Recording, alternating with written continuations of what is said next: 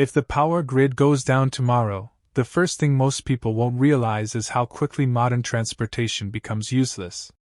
It won't be a slow collapse, it won't be a gradual failure where things degrade over time, it will be immediate, the kind of failure where something that looked powerful and advanced one second becomes completely unresponsive the next. Most modern trucks will not struggle in that scenario. They will simply stop. A $70,000 pickup sitting in a driveway, the kind marketed as unstoppable, overbuilt, and ready for anything, is not just a mechanical machine anymore, it is a highly computerized system wrapped in steel under normal conditions. That system works flawlessly, but the moment its digital nervous system is disrupted, the entire vehicle becomes nothing more than dead weight. No ignition response, no fuel delivery command, no transmission communication, no electronic steering assistance, no coordination between systems. Nothing talking to anything else. And that is the part most people misunderstand. It is not one component failing, it is the loss of the entire network inside the vehicle. Modern trucks are no longer simple machines, they are distributed computer systems on wheels. Every major function is managed by electronic control units that constantly communicate with each other. The engine does not simply run because fuel and air exist, it runs because multiple modules agree that it is allowed to run. When that agreement disappears, so does the vehicle. One large-scale cyber disruption, one extreme electromagnetic event, or even a massive solar flare powerful enough to destabilize electronics could create conditions where thousands or even millions of vehicles behave exactly the same way at the same time, silent, immobile, and unresponsive. Not damaged in the traditional sense. Just shut off from existence. And that is where the contrast becomes important. Because while the modern world has been upgrading vehicles into rolling computers, if there is one engine that consistently comes up in every serious discussion about long-term durability and mechanical independence, it is the 12-valve Cummins diesel found in the 1989 to 1998 Dodge Ram trucks. Not because it is the fastest, not because it is the most advanced, but because it represents something that is almost extinct in modern automotive design. A fully mechanical fuel system that does not depend on constant electronic decision-making to keep the engine running.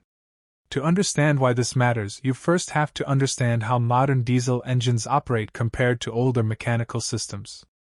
In today's trucks, fuel delivery is controlled by a network of sensors and electronic control modules. The engine does not simply inject fuel based on mechanical timing alone. Instead, it calculates, adjusts, and verifies thousands of inputs per second. Throttle position, air intake readings, exhaust feedback, temperature sensors, emission systems, and software mapping all contribute to how and when fuel is delivered. This creates precision, efficiency, and cleaner emissions. But it also creates dependency. Because if the electronic system fails, the engine does not have a fallback method to continue operating in its full capacity. Now contrast that with the 12-valve Cummins, especially the models equipped with the Bosch P7100 injection pump, commonly referred to as the P-pump. This system is fundamentally different in design philosophy. Instead of relying on electronic signals to determine fuel injection timing and pressure, the P7100 pump is mechanically driven directly by the engine. Its operation is tied to physical movement, gears, and internal mechanical calibration rather than digital instructions. In simple terms, the engine does not ask permission to inject fuel. It just does it. Fuel delivery is controlled by mechanical linkages and internal pump settings. Timing is governed by physical rotation and engine speed, not by an external computer making real time. When people talk about legendary diesel engines, the Ford 7.3 Power Stroke almost always enters the conversation within the first few minutes. It has built a reputation that borders on myth, mechanics respect it, fleet operators trust it, and owners often describe it as one of the most durable diesel engines ever installed in a pickup truck. But in a serious discussion about long-term mechanical independence, especially in scenarios where electrical infrastructure is compromised, reputation and reality are not always the same thing. The 7.3 Power Stroke is extremely durable in normal conditions. That much is not in question. It can handle high mileage, heavy loads, and long-term abuse better than many modern diesel engines, It was built during a transition period in diesel technology when manufacturers were still balancing mechanical robustness with emerging electronic control systems. However, it is not a fully mechanical engine. And that distinction is where the analysis becomes important. Unlike older mechanical diesels that rely primarily on direct fuel injection systems driven by mechanical pumps, the 7.3 Power Stroke uses a HEUI system, hydraulically actuated electronic unit injection. This system is a hybrid of mechanical pressure and electronic control.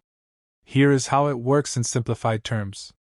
High-pressure engine oil is used to actuate fuel injectors, but the timing, duration, and behavior of those injections are controlled by electronic signals sent from the engine control module. The injectors themselves are not purely mechanical devices. They rely on electronically coordinated commands to function correctly. That means the engine depends on two systems working together at the same time: mechanical hydraulic pressure and electronic control signals. If either side fails in a critical way, the system cannot operate as intended. This is where the misconception appears. Many people assume older diesel equals fully mechanical, but the 7.3 sits in a hybrid category. It is less.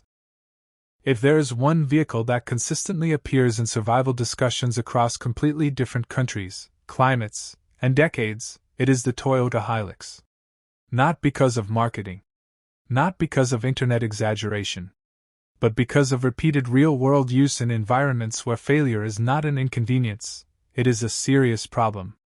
From deserts to mountains, from rural farms to conflict zones, the Hilux has developed a reputation that few other pickup trucks can match. But to understand why, you have to separate two things that are often mixed together in online discussions: durability under harsh conditions versus immunity to failure.